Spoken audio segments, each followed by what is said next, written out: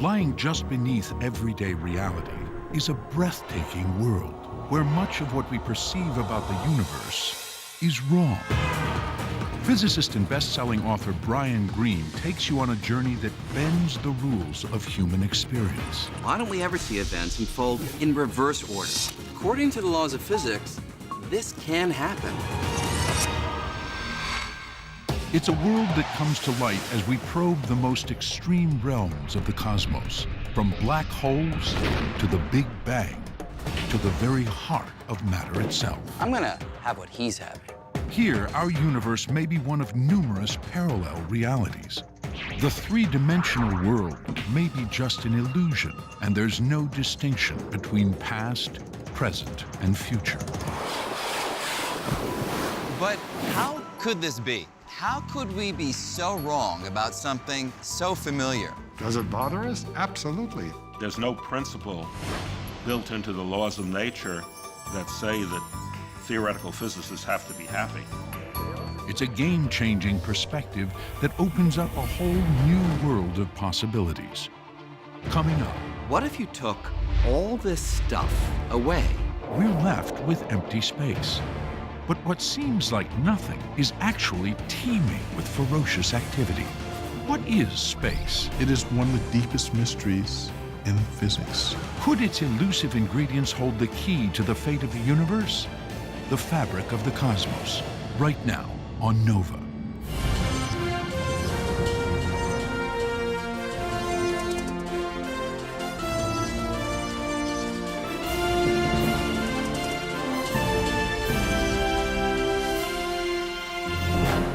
Major funding for NOVA is provided by the following: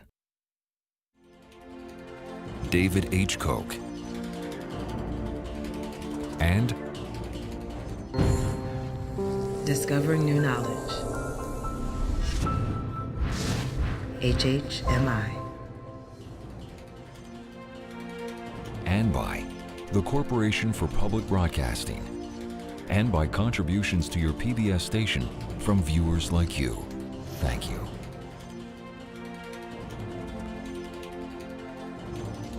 Major funding for the fabric of the cosmos is provided by the National Science Foundation, where discoveries begin.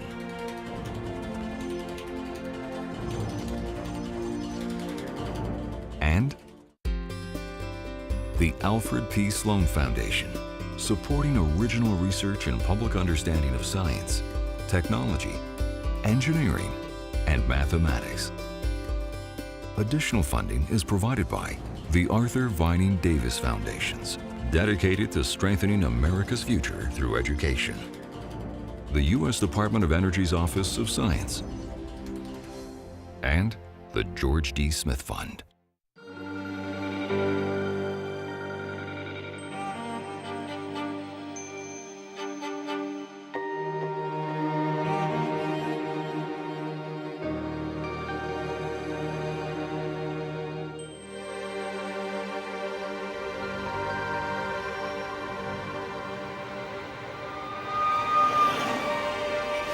We think of our world as filled with stuff,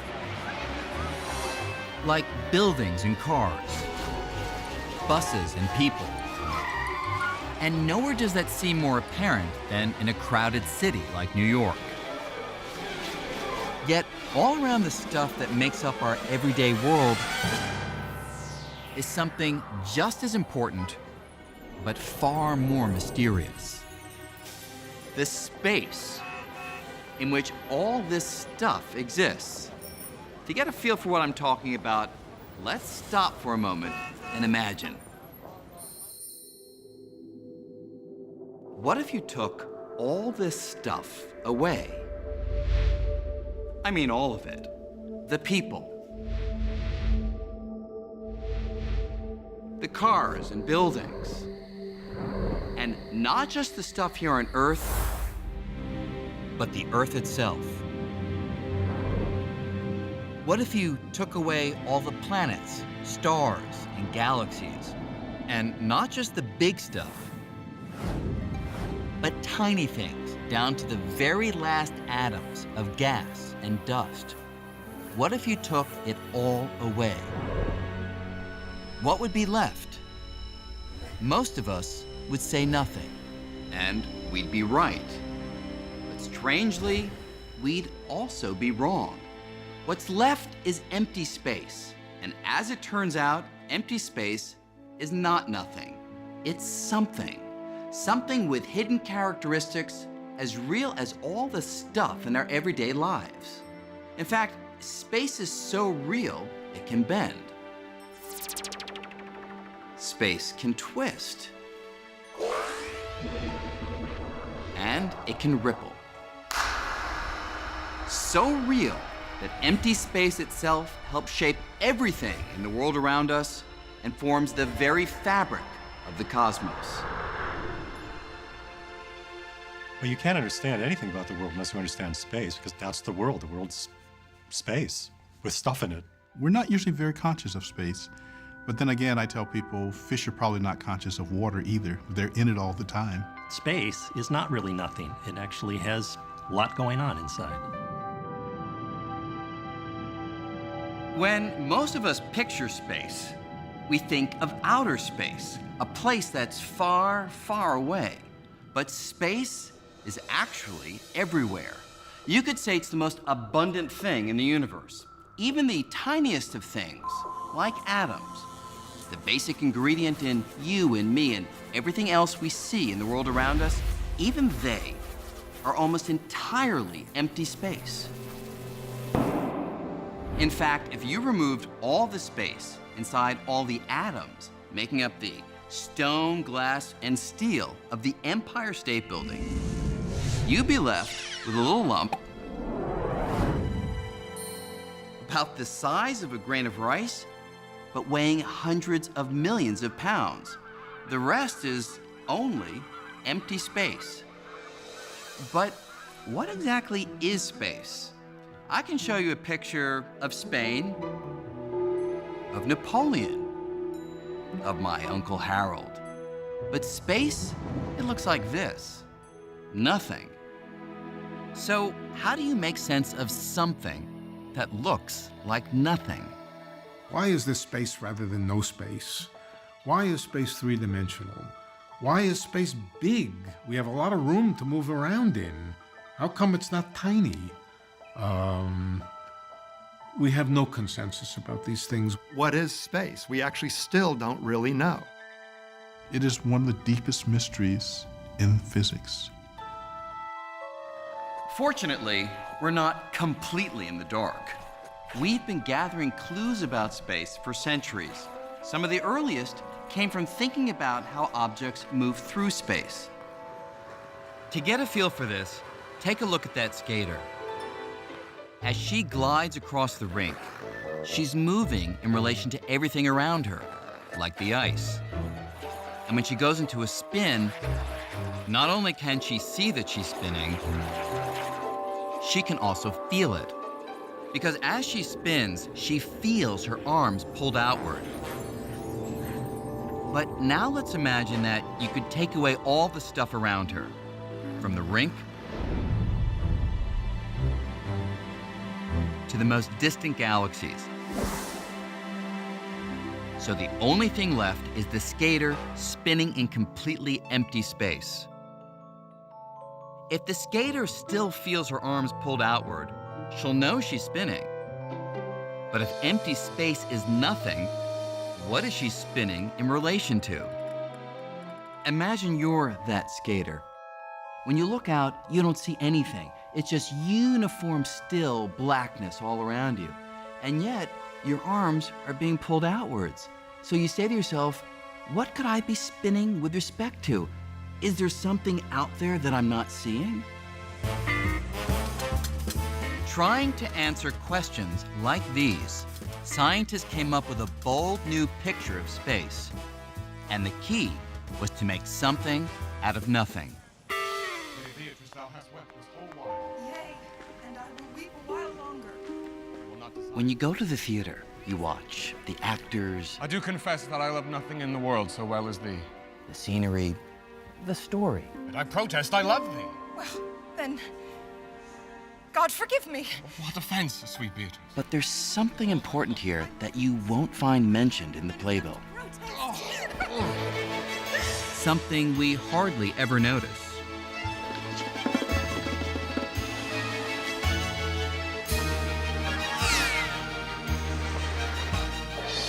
The stage. It's an absolutely vital part of the show, and yet most of us, we don't even give it a second thought. But Isaac Newton, he did. This is how the father of modern science pictured space, as an empty stage. To Newton, space was the framework for everything that happens in the cosmos, the arena within which the drama of the universe plays out. And Newton's stage was passive, absolute, eternal, and unchanging. The action couldn't affect the stage, and the stage couldn't affect the action. By picturing space in this way, Newton was able to describe the world as no one had ever done before.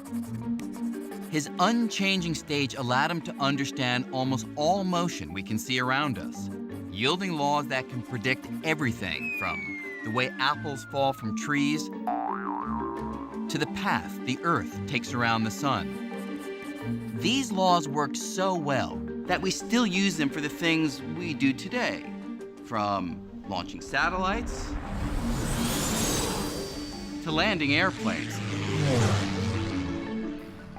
And the laws all hinge on one radical idea: space is real. Even though you can't see it or smell it or touch it, space is enough of a real physical thing to provide a benchmark for certain kinds of motion, like that skater. Newton would say that when she spins, her arms splay out because she is spinning with respect to something, and that something is space itself. Philosophers have been debating the nature of space for a very long time. What Newton does is change the terms of the debate. And with that, essentially modern science gets born. Newton's stage was a huge hit. It enjoyed the limelight for over 200 years. But in the early decades of the 20th century, a new set of ideas emerged that shook Newton's stage to its very foundation. Ideas put forward by a young clerk working in a Swiss patent office. His name? Albert Einstein.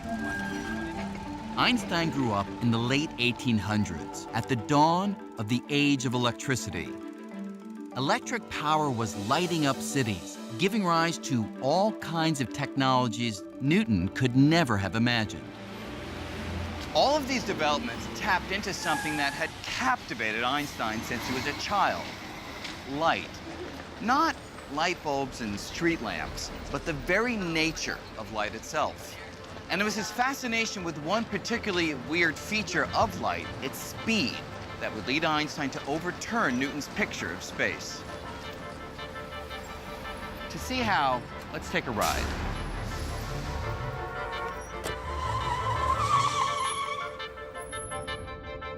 Right now, we're traveling at about 20 miles per hour.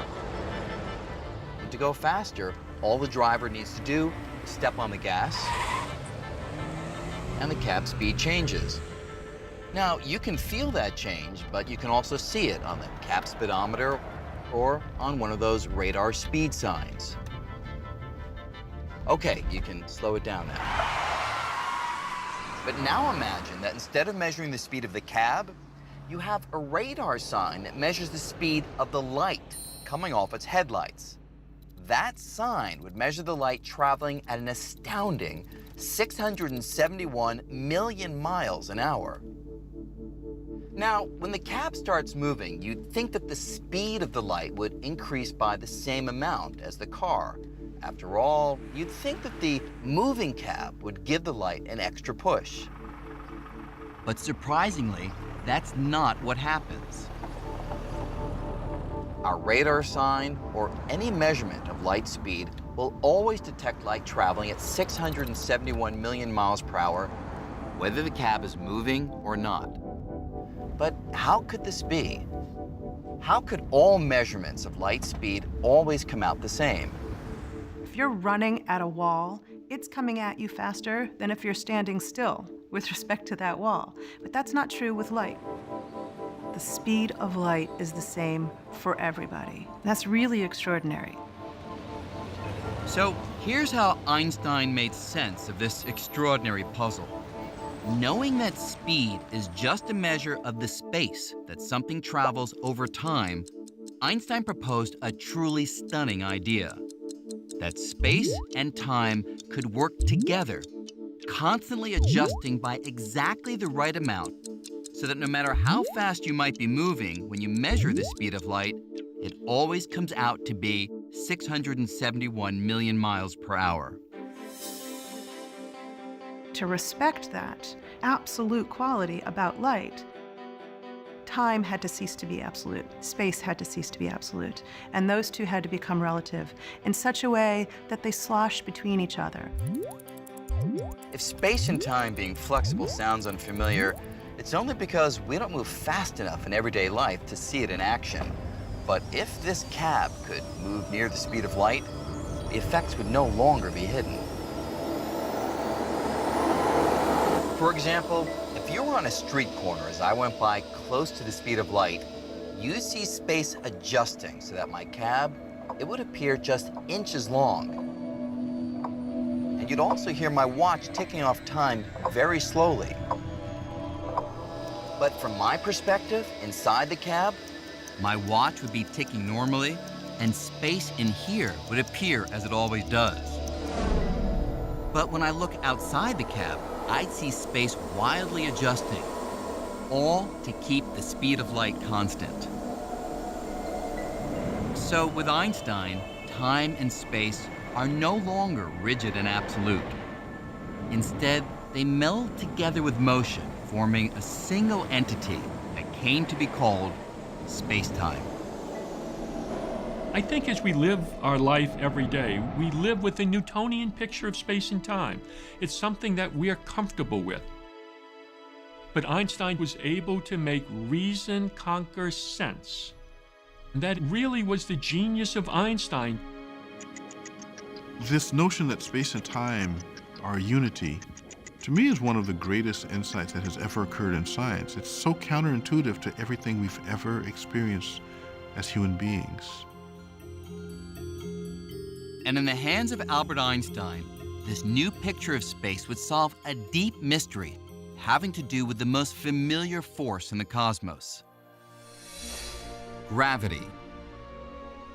Newton knew that gravity is a force that attracts objects to each other, and his laws predicted the strength of this force with fantastic precision.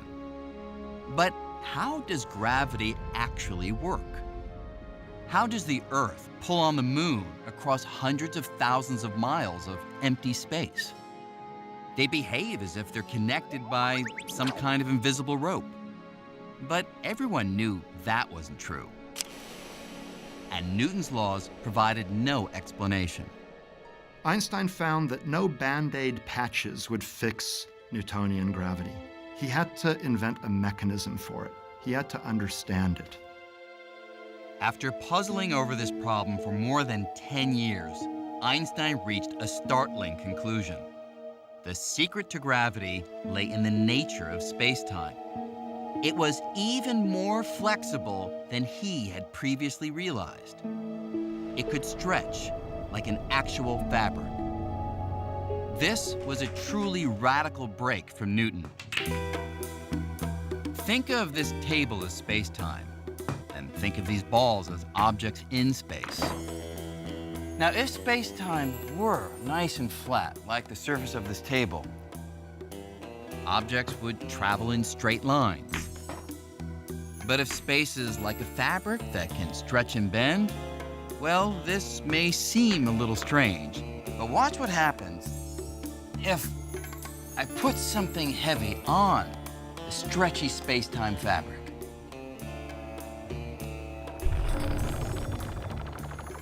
Now, if I take my shot again, the ball travels along an indentation in the fabric that the heavier object creates. And this, Einstein realized, is how gravity actually works. It's the warping of space-time caused by the objects within it. In other words, gravity is the shape of space-time itself. The moon is kept in orbit not because it's pulled to the Earth by some mysterious force, but rather because it rolls along a curve in the space-time fabric that the Earth creates. With Einstein, space became not only real, but flexible. So suddenly space had properties, suddenly space had curvature, suddenly space had a flexible kind of geometry, almost like a rubber sheet. It opens up a whole new way of thinking about reality that describes the entire universe. Einstein becomes Einstein because of that observation. Where Newton saw space as passive, Einstein saw it as dynamic. It's interwoven with time and it dictates how things move. So, after Einstein, space can no longer be thought of as a static stage. It's an actor, and it plays a leading role in the cosmic drama.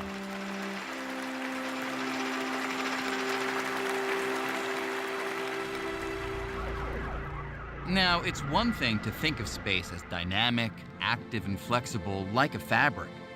But is it really? Is this just a metaphor, or does it actually describe what space is?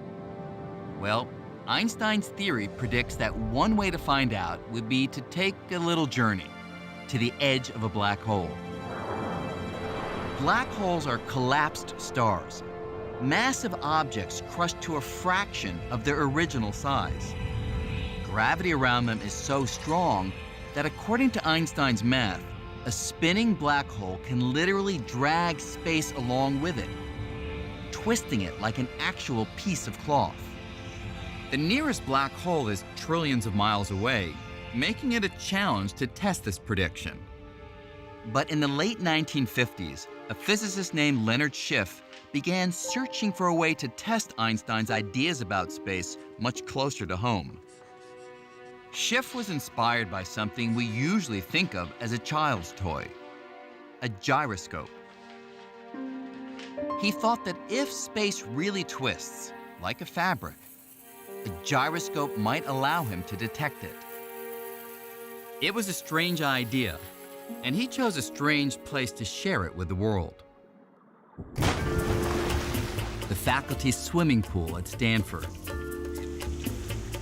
Here, in 1959, Schiff met with two colleagues, William Fairbank and Bob Cannon.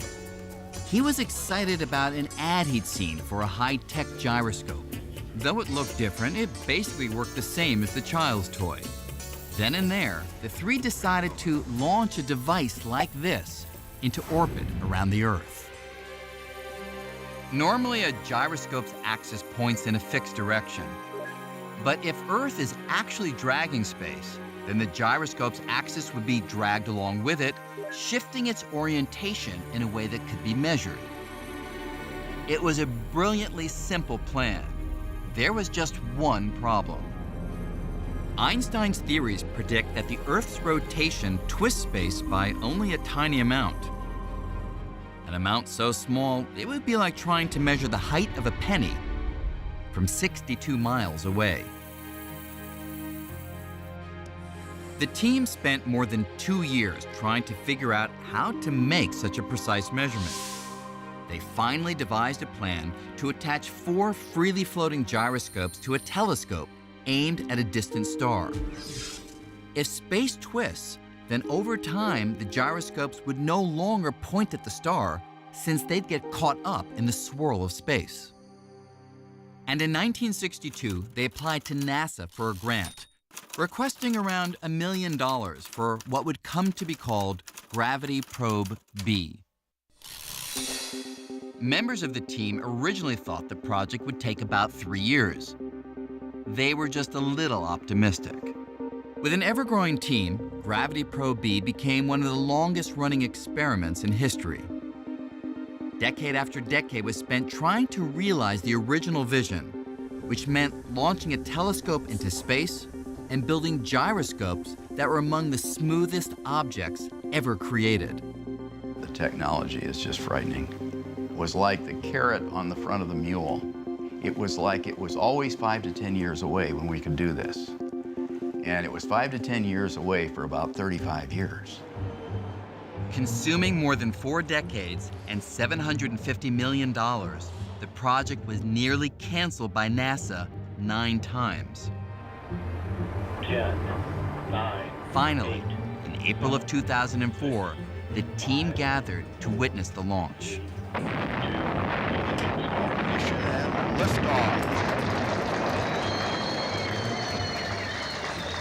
Of the 3 men who sat by the pool back in 1959, only one was alive to see it. And there we were, watching. It's a terribly exciting moment in your life. Just a thrilling experience. It was flawless. 10,000 things did not go wrong. For over a year, Gravity Probe B orbited the Earth while the team nervously monitored its every move, trying to see if the Earth would actually twist space. Finally, the data began to trickle in, and there was a problem. The gyroscopes were experiencing a tiny, unexpected wobble, and to clean up the data would cost millions. With funds running out, it looked like nearly half a century of work was about to go down the drain. Then, at almost the last possible moment, 2 sources of additional funding emerged. The son of original team leader William Fairbank, who made a private donation, and Turki Al-Saad, a member of the Saudi royal family with a degree in aeronautics from Stanford, who arranged for a large grant. Over the next 2 years, the problem with the data was solved, revealing that the axes of the gyroscope shifted by almost exactly the amount predicted by Einstein's equations. I think it's the first time that you can actually see Einstein's effect, his drift, with the naked eye.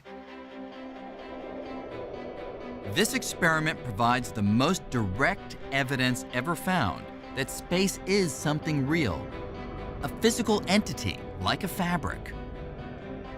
After all, if space were nothing, there would be nothing to twist.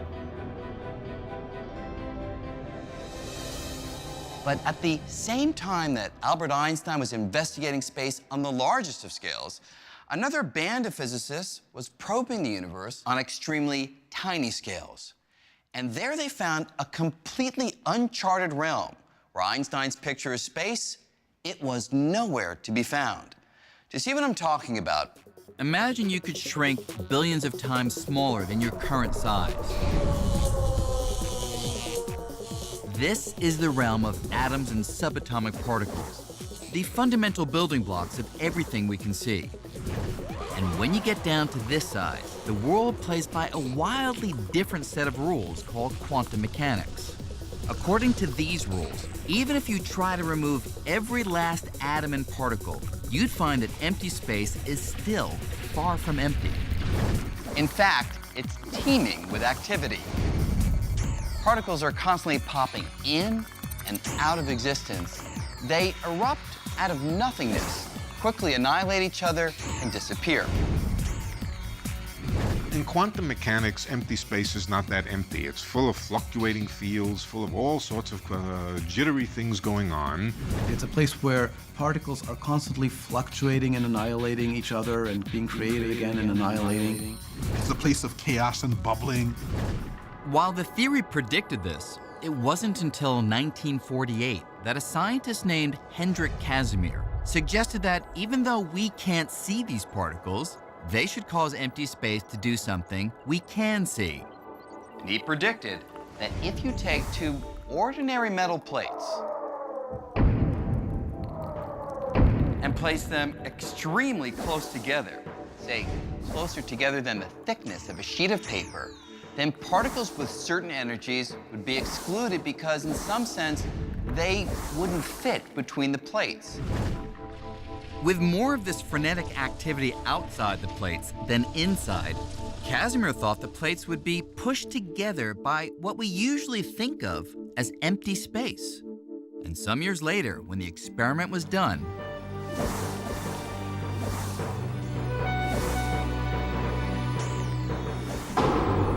Casimir was proven right. In empty space, the plates were pushed together. So on atomic scales, empty space is not empty. It's so flooded with activity that it can force objects to move. And today, the quest to understand space on the smallest scale is continuing with one of the most expensive science experiments in history. This is CERN, the European Organization for Nuclear Research in Geneva. And here, buried a few hundred feet below the ground, is the Large Hadron Collider, the world's most powerful accelerator. With a price tag of about $10 billion, it accelerates subatomic particles to more than 99.99% of the speed of light and smashes them into each other. In the showers of debris produced by these collisions, scientists at places like this have discovered a whole zoo of strange and exotic particles. And right now, they are chasing one of the most elusive. A particle thought to be essential to shaping everything from the atoms in our bodies to the most distant stars. If this particle is found, it will redefine our picture of space and fulfill a quest begun more than 40 years ago. It all started in 1964 when a young English physicist named Peter Higgs suggested something about space that was so radical it nearly ruined him. I was told that I was talking nonsense, that I couldn't be right. So they clearly hadn't understood what I was saying. Higgs and a few others were wrestling with a puzzle which comes down to this. The fundamental particles in the universe all contain different amounts of mass, which we usually think of as weight. Without mass, these particles would never combine to form the familiar atoms that make up all the stuff we see in the world around us. But what creates mass? And why do different particles have different masses? Try as they might, no one had been able to answer this perplexing question. Then, one weekend, after a walk outside Edinburgh, Higgs had a peculiar idea. Using mathematics, he imagined space in a new way, as something like an ocean. Particles are immersed in this ocean and gain mass as they move through it. To see how this works, think of a particle's mass like an actor's fame. And the Higgs ocean is like the paparazzi. Some particles, like unknown actors, pass through with ease. The paparazzi simply aren't interested in them. But other particles, like superstars, have to push and press. And the more those particles struggle to get through, the more they interact with the ocean and the more mass they gain. Higgs was convinced he'd made a great discovery. But when he submitted his idea to a journal at CERN, it was rejected.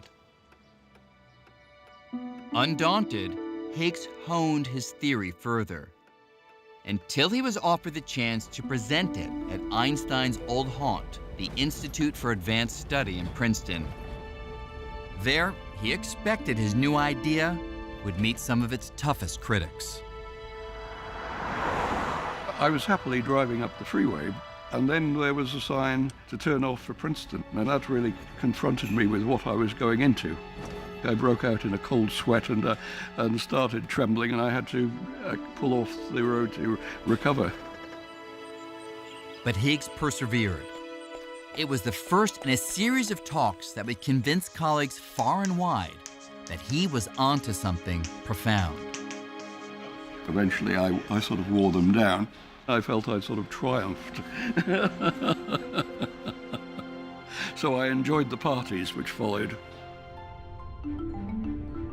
To Today, the idea Higgs pioneered, called the Higgs field, is crucial to our understanding of space. The Higgs field is everywhere. It's something that even in the emptiest vacuum of space has an effect. It gives you mass. So I think Higgs actually deserves credit for being one of the people that said space is stuff. It has properties in it that are intrinsic, that you can't get rid of, you can't turn them off. The only problem? There's no physical proof that the Higgs field exists. At least not yet. But here at CERN, scientists are attempting to smash particles together with so much energy that they will knock loose a piece of the Higgs field, producing a tiny particle of its own. It's as if they're trying to chip off a piece of space. We think that if we knock into space hard enough with particle accelerator collisions, that we can actually make a Higgs particle come out of empty space. Our whole understanding of matter as we now have it would just fall apart if the Higgs field didn't exist. I don't think anybody seriously doubts that we will see it. Certainly if we don't, that would be an extremely bizarre outcome. Finding the Higgs particle would be a major milestone, establishing that the emptiest of empty space has an impact on all of matter. But it turns out that space contains an ingredient far more elusive than anything Higgs ever imagined. An ingredient that may hold the key to the greatest of all mysteries, the very fate of the cosmos. It's a mystery that began some 14 billion years ago in what we call the Big Bang. In a fraction of a second, the universe underwent a violent expansion, sending space hurtling outward. Space has been expanding ever since. For decades, most scientists thought that expansion must be slowing down thanks to the pull of gravity. When I toss an apple up, the gravity of the Earth eventually stops it and brings it back.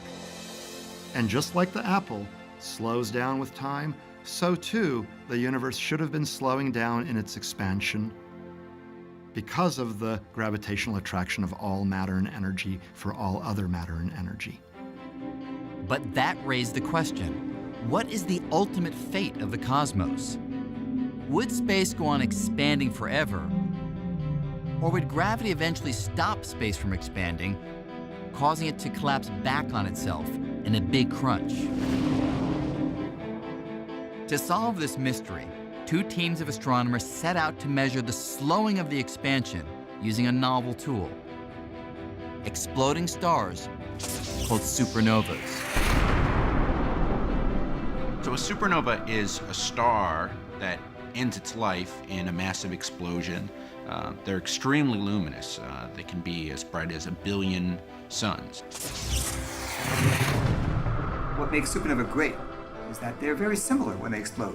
They all get to about the same brightness and then they fade away in just about the same way. Because the explosions are so bright and uniform, the teams reasoned that these supernovas would act as very precise cosmic beacons, allowing them to track how the expansion of space has slowed over time. The trouble is, supernovas are extremely rare. To find enough of them, Perlmutter spent years calling astronomers around the globe, begging for time on their telescopes. We needed the biggest telescopes in the world. We needed perfect conditions. And in those perfect conditions, I would be calling people up at the middle of their night when they're trying to do some serious work, and I'd be saying, I know that you have a very busy schedule, but by any chance, if you could just squeeze in this half-hour observation, it would really be very interesting to us. When they finally had enough data to chart how much the pull of gravity was slowing the expansion of the universe, they were in for a surprise. The results looked a little bit strange. They didn't really show any slowing of the universe at all. Very surprising. Actually, a universe that's actually speeding up. It was as though space, which we really thought was nothing, actually had an inherent springiness to it. And so space did not want to be compressed. Space actually wants to push the universe apart. It looked like the universe was expanding faster and faster with time, accelerating rather than decelerating. My immediate response was, I have to figure out why this is wrong. This can't be right. But it was right, and most scientists converged on one explanation. There's something that fills space and counteracts the pull of ordinary attractive gravity, pushing galaxies apart and stretching the very fabric of the cosmos. This mysterious substance filling space has been dubbed dark energy, and it's turned our picture of the universe upside down. Over the largest distances, dark energy dominates the contents of the universe, and we don't know what it is.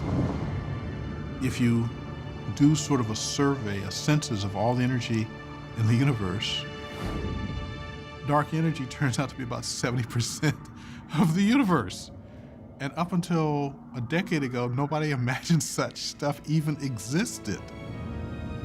So in essence, the weight of empty space itself is 70% of the weight of the entire universe. That's roughly the same percentage of Earth's surface that's covered by water. Imagine we didn't know what water is. That's where we stand with dark energy. We're really clueless about how to explain it. We have all of this fancy scientific apparatus of quantum mechanics and relativity and particle physics that we've developed in the last 100 years, and none of that works to explain dark energy. And the discovery of dark energy held another surprise. The idea that the universe contains such an ingredient had actually been cooked up 80 years earlier. I'll let you in on a little secret. Although he didn't call it dark energy, long ago Albert Einstein predicted that space itself could exert a force that would drive galaxies apart.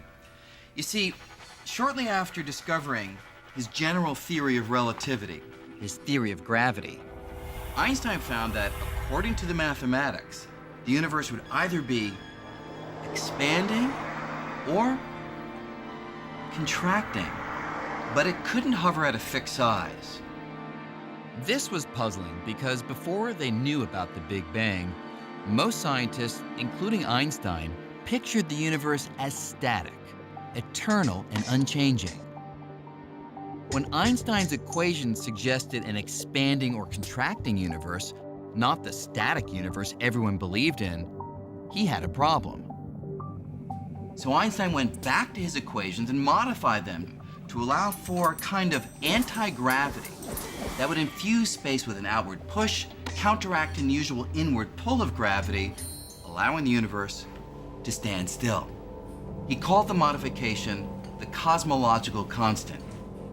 Adding the cosmological constant rescued his equations. But the truth is, Einstein had no idea if this outward push or anti-gravity really existed. The introduction of the cosmological constant by Einstein was not a very elegant solution to try to find what he was looking for, a stationary universe. It achieves this effect of anti-gravity. It says that gravity sometimes can behave in such a way as not to pull things together, but to push things apart. Like the clash of two titans, the cosmological constant and the pull of ordinary matter could hold the universe in check and keep it static. But about a dozen years later, the astronomer Edwin Hubble discovered the universe is not static. It's expanding due to the explosive force of the Big Bang 14 billion years ago. That meant Einstein's original equations no longer had to be altered. And so suddenly, the need for a cosmological constant went right out the window.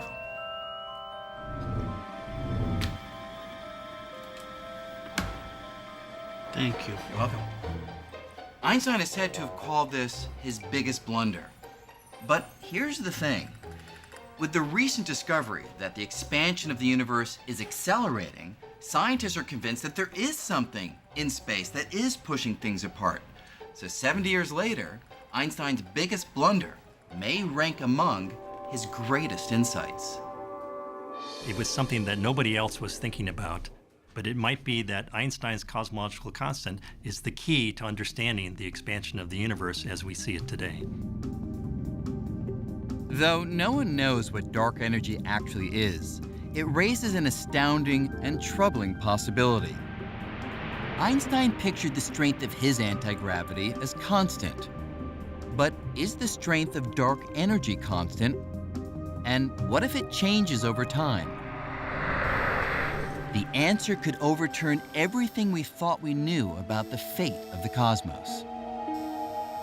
At the moment, everything in our world, from the molecules making up my body to the molecules making up the moon, is held together by forces that overwhelm the outward push of dark energy, and that's why we don't see things expanding in our everyday lives.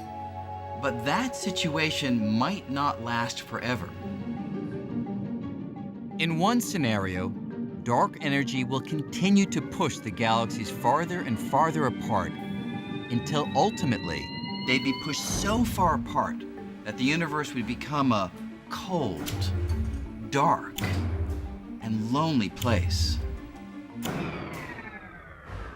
In another scenario, the strength of dark energy might increase over time, becoming so strong that it would tear apart everything within the galaxies, from stars to planets to matter of all kind.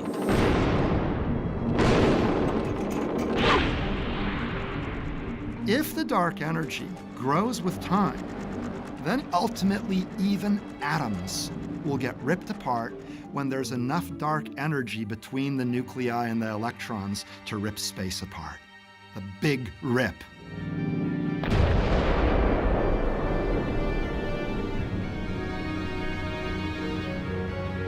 Our picture of space has gone through a remarkable transformation. Back in Newton's time, space was just the container. It didn't do anything at all. Then through Einstein, space begins to affect how objects move. Then with Casimir, literally objects can be pushed by the activity even in empty space. And now through the ideas of Higgs and dark energy, the very expansion of the universe may be coming from the energy of empty space itself. I don't think anybody would have thought that space would have this kind of rich and profound impact on the nature of reality. But as far as we've come, the journey that began with Isaac Newton's picture of space as something like a stage is not yet finished. As we examine the fabric of the cosmos ever more closely, we may well find far more surprises than anyone ever imagined. Take me, for example. I seem real enough, don't I? Well, yes. But surprising new clues are emerging that everything, you and I, and even space itself, may actually be a kind of hologram. That is, everything we see and experience, everything we call our familiar three-dimensional reality, may be a projection of information that's stored on a thin, distant, two-dimensional surface, sort of the way the information for this hologram is stored on this thin piece of plastic. Now, holograms are something we're all familiar with, from the security symbol you find on most credit cards. But the universe is a hologram? That's one of the most drastic revisions to our picture of space and reality ever proposed. And the evidence for it comes from some of the strangest realms of space, black holes. This is a real disconnect, and it's very hard to get your head around. Modern ideas coming from black holes tell us that reality is two-dimensional, that the three-dimensional world, the full-bodied three-dimensional world, is a kind of image of a hologram on the boundary of the region of space. This is a very strange thing. when I was a younger physicist, I would have thought any physicist who said that was absolutely crazy. Here's a way to think about this. Imagine I took my wallet and threw it into a black hole. What would happen? We used to think that since nothing, not even light, can escape the immense gravity of a black hole, my wallet would be lost forever. But it now seems that may not be the whole story. Recently, scientists exploring the math describing black holes made a curious discovery. Even as my wallet disappears into the black hole, a copy of all the information it contains seems to get smeared out and stored on the surface of the black hole, in much the same way that information is stored in a computer. So, in the end, my wallet exists in two places. There's a three-dimensional version that's lost forever inside the black hole, and a two-dimensional version that remains on the surface as information. The information content of all the stuff that fell into that black hole can be expressed entirely in terms of just the outside of the black hole. The idea then is that you can capture what's going on inside the black hole by referring only to the outside. And in theory, I could use the information on the outside of the black hole to reconstruct my wallet. And here's the truly mind-blowing part. Space within a black hole plays by the same rules as space outside a black hole or anywhere else. So if an object inside a black hole can be described by information on the black hole surface, then it might be that everything in the universe, from galaxies and stars to you and me, even space itself, is just a projection of information stored on some distant two-dimensional surface that surrounds us. In other words, what we experience as reality may be something like a hologram. Is the three-dimensional world an illusion in the same sense that a hologram is an illusion? Perhaps. I'm inclined to think yes, that the three-dimensional world is a kind of illusion, and that the ultimate precise reality is the two-dimensional reality at the surface of the universe. This idea is so new that physicists are still struggling to understand it. But if it's right, just as Newton and Einstein completely changed our picture of space, we may be on the verge of an even more dramatic revolution. For something that's such a vital part of our everyday lives, space remains kind of like a familiar stranger. It's all around us, but we're still far from having unmasked its true identity. That may take 100 years, it may take 1,000 years, or it may happen tomorrow. But when we solve that mystery, we'll take a giant step toward fully understanding the fabric of the cosmos.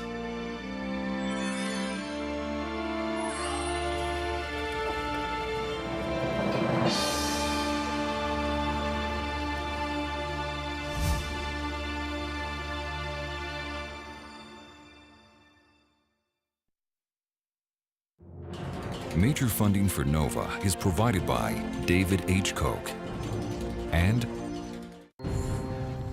Discovering New Knowledge. HHMI.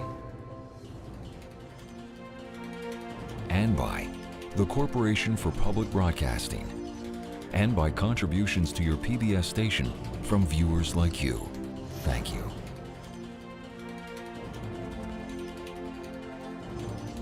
Major funding for the fabric of the cosmos is provided by the National Science Foundation, where discoveries begin.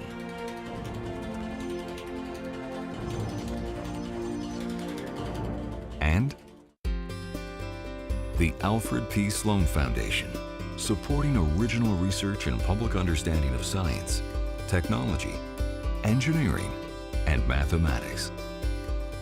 Additional funding is provided by the Arthur Vining Davis Foundations, dedicated to strengthening America's future through education. The U.S. Department of Energy's Office of Science, and the George D. Smith Fund.